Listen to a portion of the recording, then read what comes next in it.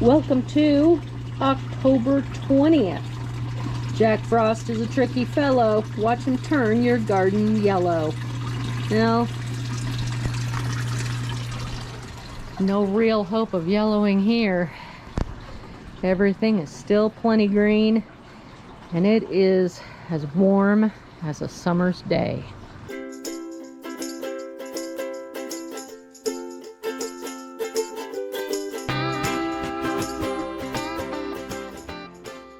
We are 34 days into this round of hydroponics.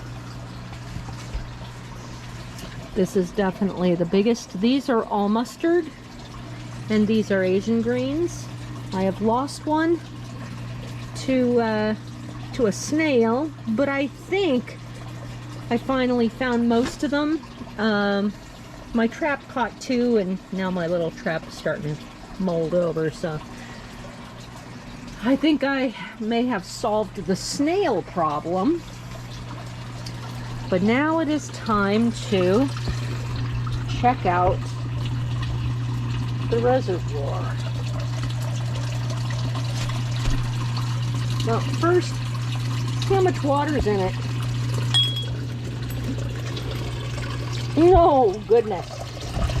That is not enough. That is not enough. Let me get some water.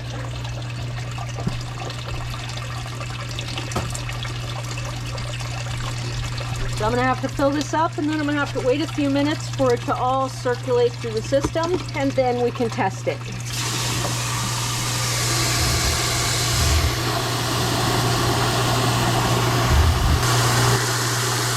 Don't forget, I need at least 4 gallons.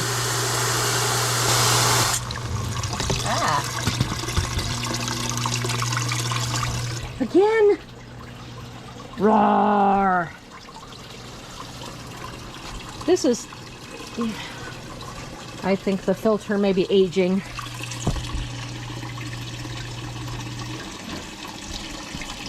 And now, of course, it's going to overflow and...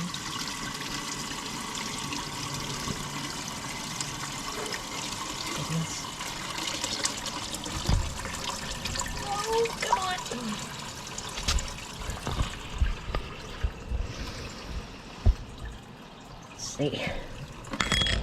Yeah. There we go.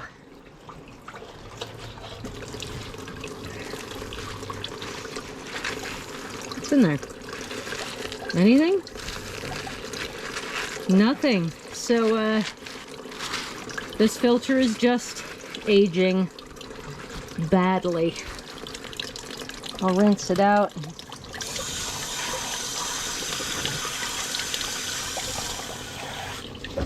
Put it back in. Very disappointing. Oh dear. Oh dear.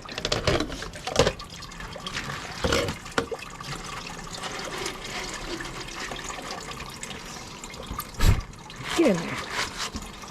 You punk. There we go.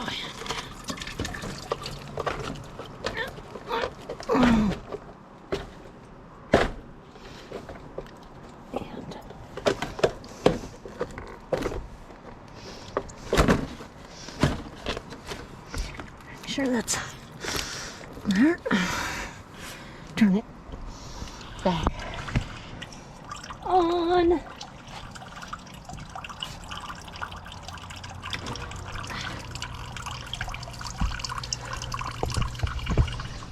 Whoosh. There we go.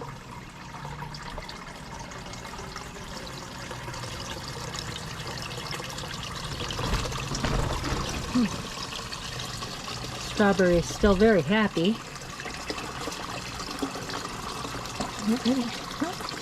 There we go. That's ready to eat.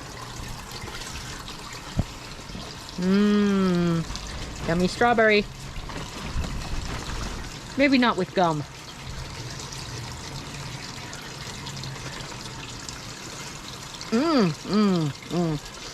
Those teeny tiny little alpine strawberries, they are so tasty. Just a teeny tiny niblet of yum. All right. Not enough? No, it is not.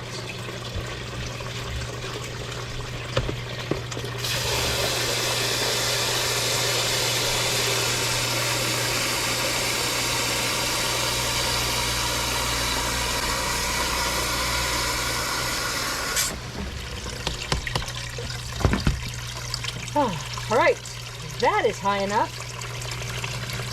Now I'm going to have to wait for just a little while to let the system completely equalize, and then we can start testing. Okay, the water is now evenly distributed throughout the system. It's running well, it's clear, and it's time to feed. But first we have to find out exactly how much in parts per million is still left in the system, which I would guess is 300 maybe. We need it to be as high as 5. Those babies are starting to get bigger and they're going to need more food. Let's see. So it's on parts per million.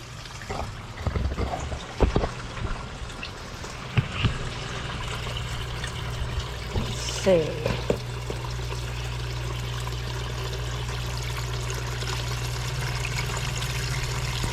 Whew, very low, 252.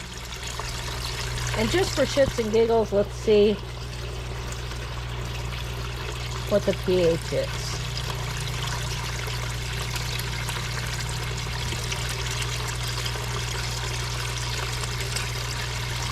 This does not fill me with a sense of hope. It's going up. It's going up way over 6. So either this is calibrated incorrectly, and I just recalibrated it, or this is just an enormously high pH. Let's see what happens when I put in the MaxiGro and let it go through the system. Now it's down as low as 250. I'm going to need at least 2 spoonfuls of MaxiGro.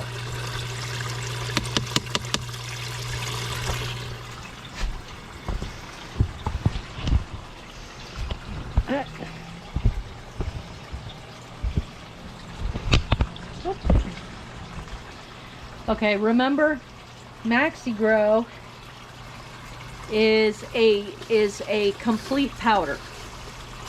It does not require any pre-treatment or anything like that. Generally, I get about 200 points per spoonful of MaxiGro once it's in the system and it's circulated through. It might fix the pH, it might not. The pH actually might be the reason that a lot of these little Asian greens seem to be stunted, which means I'm gonna have to bring it down between 5 and 6. Let's see what happens. All right, it's been about 15 minutes.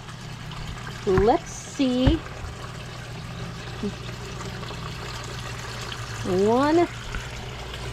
What is the pH doing? Oh, that looks much better, doesn't it? 5.8, about 5.8. I like that. Now, parts per million, 563. What do you know? The MaxiGro does fix the pH problem. It brings it down. This is lovely. About 563 is just fine for plants that are starting to mature. Now, this is a mature strawberry producing berries. It's doing very well with the fluctuating nutrient level. A few yellow tipped leaves, which do indicate that on occasion it's getting less than optimal nitrogen content. If I'm looking at this I can use this as an indicator plant. Indicator plants give us information without having to send soil samples and water samples off all the time. Let's turn this light off and see the real color of these. Let's see how these actually are doing. Yep, beautiful, nice, equal green. I don't see any more insect damage. There's a little damage here and there. Oh, can you see that? Right in here. No, that's not, those aren't aphids. I don't think those are aphids. Hope those aren't aphids. Well, it is possible that they are, which would be really bad for me. Aphids are a difficult, oh yeah, I see them. I see them here. So yes, I do have an aphid problem. This one is right down to the bone. Has to come out. Ah.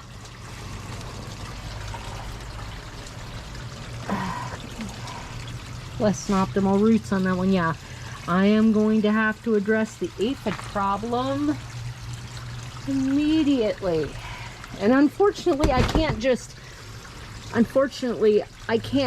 you know, spray these with a strong stream of water because the perlite will go everywhere. But I can spray a bit of the Safer 3-in-1 garden spray. All this does get washed before I consume it.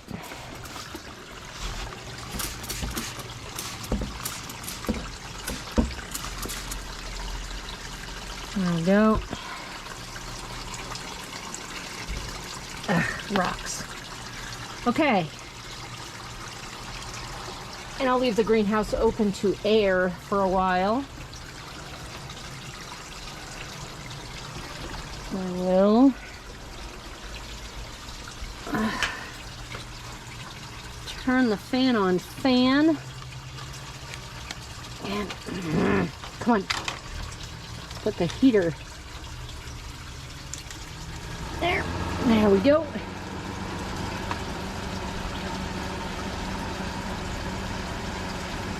Let's just take a quick look at germination. Oh look, 2 hollyhocks already up. This is good. I'm not going to plant these out. They're just a germination test. And here are the potatoes. Nothing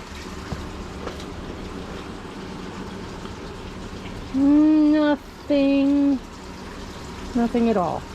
Okay. Alrighty. So, hydroponic nutrients are fixed. Aphid problem is addressed.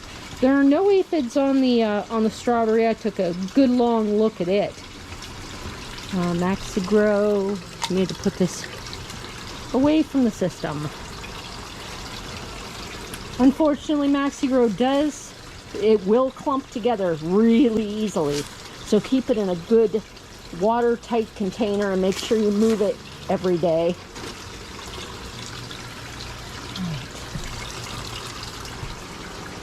Put stuff away, right? Right. Okay. Let the fan run for a while. Hydroponics is addressed. And I really need to get some more stuff in here.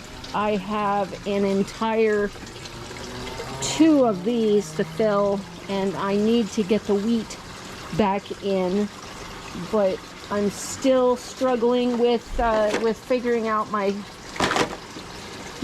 soil-free germination program. If you have any suggestions besides using the little rock wool cubes, because I can't always get them, can't always depend on them, and they're very expensive. I don't want them. So if you do have any suggestions using common materials on way that I can start my seeds in soil-free media, let me know. Guys, thanks for following and liking and subscribing, and I hope you have a great day.